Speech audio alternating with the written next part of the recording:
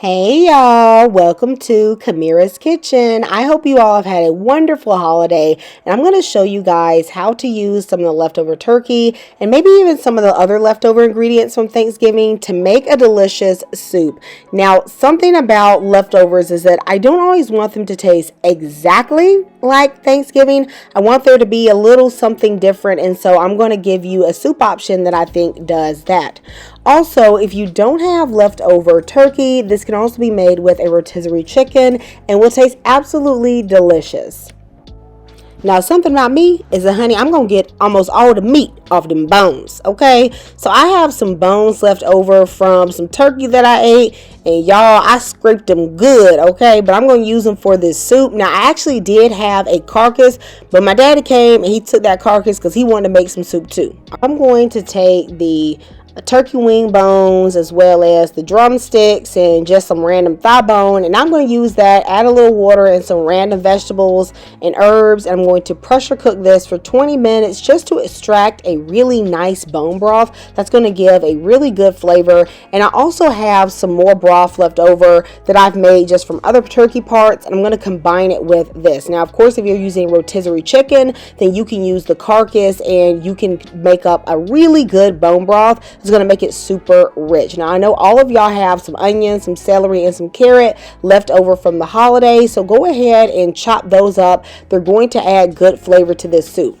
Something you can also do is if the vegetables that you cooked inside of the turkey didn't get super soft, okay, if you did that, then I would take those out and I would chop those up and I would put those in the soup instead of like your fresh vegetables, or take those and throw them in the broth. Y'all, do not let anything go to waste. Now, I like to deviate from your standard Thanksgiving flavor, so I'm going to be using mushrooms. Y'all, somebody online, he was saying you don't need to wash your mushrooms. He was saying you can just wipe them off.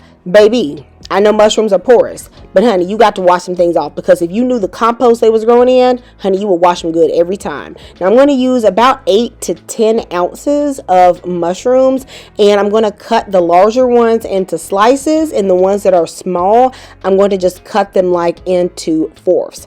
This is optional. You don't have to do this because I know some of y'all don't dine with the swine. But if you play with the pork, take you about 4 strips of thick cut bacon. That's going to take the flavor, away from that traditional Thanksgiving flavor, but it's going to add some richness to the soup, and it's going to be very nice. So I'm going to saute these until they have rendered all their fat. One thing I really like to do when using bacon is that I will add it in when the pan is cold, and I'll allow it to just warm up with the pot. I find that helps the fat render better, and it doesn't stick as much to the bottom.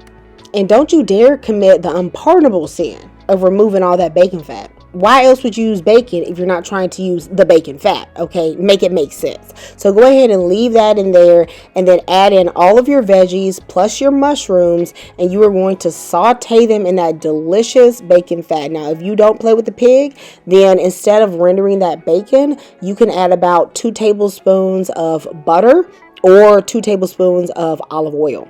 Once the vegetables have sauteed for about 3 minutes, you're then going to add about 4 cloves of garlic, and then you can season this to your taste. You have a lot of options here. You can go as simple as salt and pepper, okay?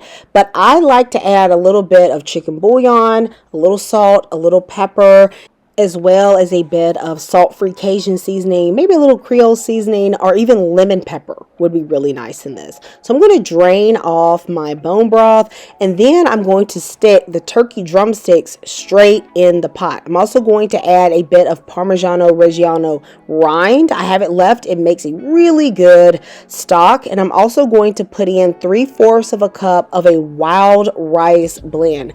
This blend has red rice, black rice, brown rice, a bit of wild rice. You could also just use brown rice or just use wild rice.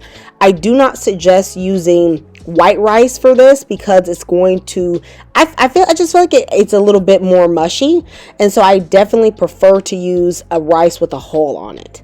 Once I add in my stocks, I'm also going to put in a little bit of boiling water. I almost forgot that I had a piece of a turkey wing left. So once the pot got, a little hot, I threw that in there too. Y'all, I am an influencer, so I make turkey so many times. So I literally have so much turkey. This is why you see me just throwing in everything, okay? So anything in my house that I feel like is going to go with this soup, I'm going to throw it in there. I covered the soup and I allowed it to simmer for 30 minutes on like a medium low. I stirred it from time to time just to make sure that there was no rice sticking to the bottom. And then I chopped up finally some kale and collard greens leaves. Even if you have prepared kale or collard greens, you could actually put those in too. But these ones are fresh. And at this point, I also added in the bacon and I mixed everything in, and I'm only going to allow it to simmer for about 10 to 15 more minutes, just until the rice is cooked. I'm also going to throw in some chopped turkey breast. I know y'all see all this meat going up in this soup. Let me tell y'all something, okay? I like me to have some protein in my soup. Now, if you don't have this much turkey, then I suggest that you add a full cup or maybe even a cup and a half of rice. That's really going to bulk it up a lot more. But I can't be doing all these carbs, baby. I'm going to go ahead and shred the meat off of the turkey drumsticks. I actually don't like eating turkey drumsticks the way they are, which is why I always have them left over. I like them better for soup. So I'm going to shred them now and take out the bone, because that bone has added a lot of flavor to this soup. I hope you guys see how this soup can be very flexible. For me, the base of this recipe is essentially meat, the vegetables, rice, and mushroom. You can insert any meat you want. You can switch around the vegetables. You can use spinach. This is a very flexible recipe. Now, I tend to also add a creamy element. So I had half of a can of evaporated milk left over from making sweet potato pies. So I put that evaporated milk in here. You could alternatively use maybe about half of a cup of heavy cream, or maybe even 1 cup of whole milk. If you choose to use the whole milk, then definitely back down on the broth a bit.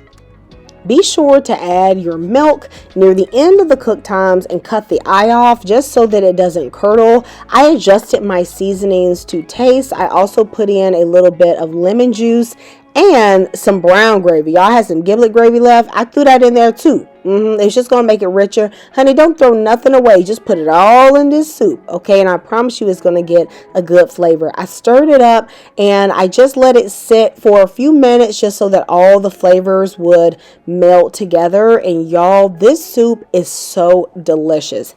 I want you to let me know not only if you're going to try it, but I also want to tell me what variation you are going to do. What vegetables are you going to put in? Are you going to use chicken or turkey? You got to use those mushrooms. It makes it so good. I'll see you next time in Kamira's Kitchen. Goodbye and God bless.